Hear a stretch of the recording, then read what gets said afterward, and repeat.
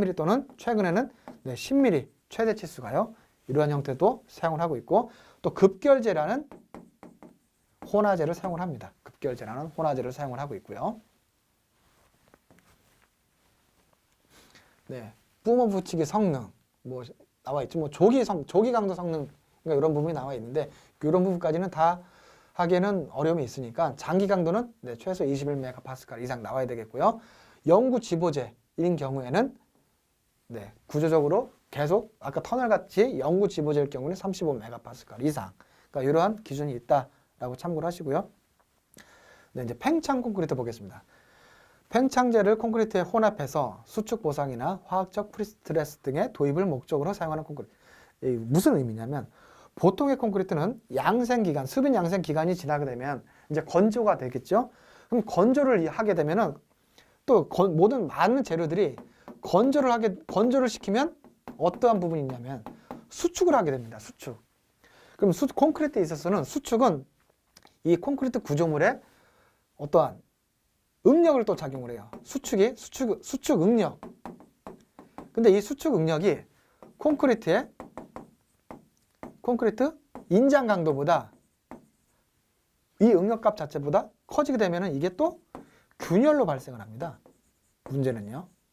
그래서 나와 있죠. 보통의 콘크리트는 이 수축을 하죠. 이 수축을 얼마만큼 저하시키는지 완화시키고 거의 없게 하는 게 이 팽창 콘크리트라고 보시면 되겠습니다. 그래서 이 참고로 보세요.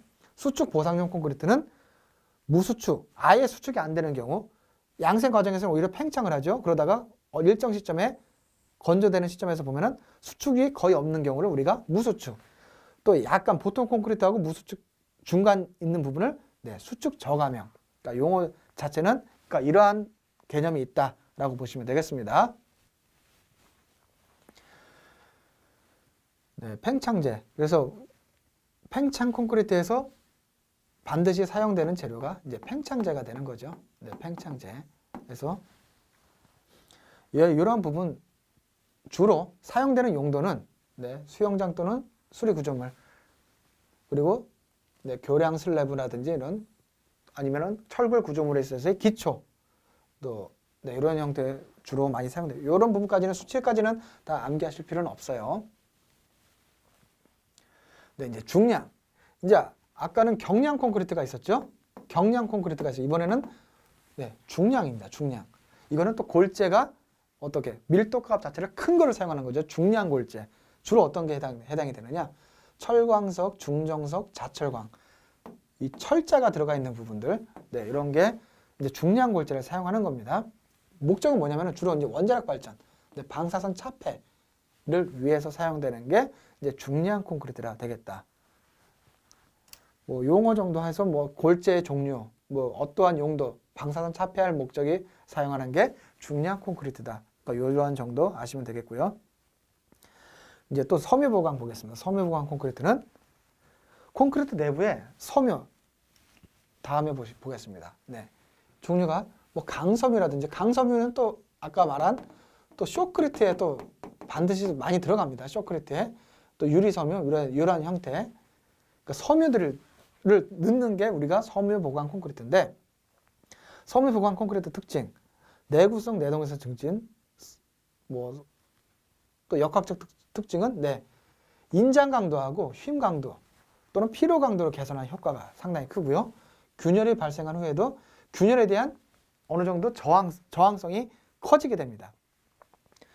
우리가 콘크리트는 대표적인 게 압축, 인장, 휨 이렇게 가장 크게 압축 강도가 100이라고 하면은 인장 강도는 약 10분의 1이라고 봅니다.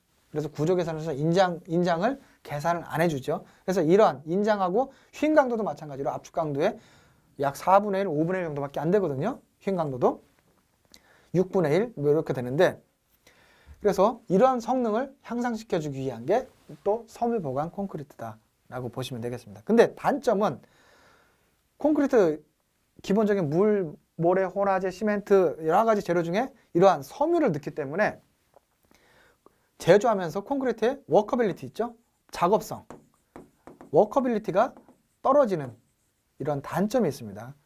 근데 이러한 부분을 또 업을 시켜주는 워커빌리티를 확보하려면 또 단위 수량을 높여줘야 되잖아. 그러한 부분을 또 서로 상쇄해주기 위해서 이제 고성능 감수제 사용하는 경우들이 많고요. 네, 보시면 소유 단위 수량은 섬유 혼입률에 비례해서 증가한다. 그래서 A 감수제 또는 네, 고성능 A 감수제를 사용하는 것이 좋다. 네, 포장 콘크리트 우리가 도로, 고속도로에서 가장 많이 사용이 되는데 기본적인 네, 설계 휨 강도는 네, 4.5MPa 이상이고요. 우리가 또 포장 콘크리트 같은 경우는 주로 이제 트럭을 이용한 덤프 트럭을 이용한 레미콘 트럭이 아니고 상당히 슬럼프 자체가 여기 나와 있는 것처럼 어떻죠? 네, 40mm 이하, 보통 25mm의 슬럼프 거의 없다고 보시면 되는 거예요. 슬럼프 값 자체가 거의 없다고 이러한 형태 해서 트럭으로 운반하는 경우도 많다. 트럭 운반할 경우는 운반 시간 얼마? 네, 1시간 이내여야 됩니다. 그리고 이제 공장에서 이제 PHC 파일이라든지 이제 공장에서 제품 생산되는 제품을 우리가 이제 공장 제품이라고 합니다. 그래서 여기서는 공장 제품에서는 주로 이제 양생 방법 자체를 촉진 양생, 고온, 고압을 이용한 양생법을 많이 활용을 합니다. 이거를 이제 오토클레이브 양생이라고 하는데요. 이런 양생법을 많이 사용하고 있기 때문에 보시면은 일반적인 공장 제품은 재령 14일에서의 압축 강도 시험이고요. 또 오토클레이브 양생 및 특수한 촉진 양생을 하는 공장 제품은 14일 이전에 적절한 재령에서 압축 강도를 시험할 수가 있다. 그러니까 더 압축 강도 시험하는 그 날짜 자체를 14일 이하로 더 낮출 수가 있다는 얘기죠. 그러니까 이러한 부분이 있고요. 또 품질 자체가 공장에서 일정한 좋은 조건에서 배합하고 또 공장에서 타설을 하고 이런 고온 고압 양생을 해주기 때문에 어떻죠? 품질이 일정하고 또 좋다고 볼 수가 있는 거죠. 공장 제품의 특징입니다. 장점이. 네, 이제 프리스트레스 콘크리트 또는 PS 콘크리트라고 하는데 이 방법은 이제 프리텐션 방법이 있고 포스텐션 방법이 있는데 우리가 기능사 시험에서는 그거 자주 출제가 되지는 않습니다. 우리가 프리텐션은 이 프리스트레스 콘크리트를 하기 위한 PC 강선이 있습니다. PC 강선을 사전에 먼저 당겨주느냐, 이제 콘크리트 타설하고 나서 나중에 당겨주느냐에 따라서 프리냐, 포스트냐라고 구분하시면 되겠습니다. 네, 프리스트레스 우리가 이제 산업기사 정도 되면 자주 나오는 문제인데 이게 손실입니다. 도입시를 참고를 한번 보세요. 프리스트레스를 바로 도입하는 즉시 일어나는 게 콘크리트 탄산 변형, PS 강제나 시스 사이 마찰, 정착 장치 활동 이거를 도입 시 일어나는 손실. 이제 도입 후는 콘크리트 크리프, 이제 건조 수축, PS 강제 릴렉세이션. 네, 일정한 강제 자체가 처음에는 100의 힘을 줬는데 강제 자체도 느름이 있습니다. 그래서 이게 힘 자체가 시간이 지남에 따라서 90, 80으로 해가지고 줄어드는 거를 우리가 릴렉세이션이라고 합니다. 또는 이제 PS 강제가 갖춰야 될 성질, 인장 강도가 크고 항복비가 크고 릴렉세이션이 적고 피로 강도가 높으면 직선성이 있을 거예요. 이런 건 참고로 한번 보세요.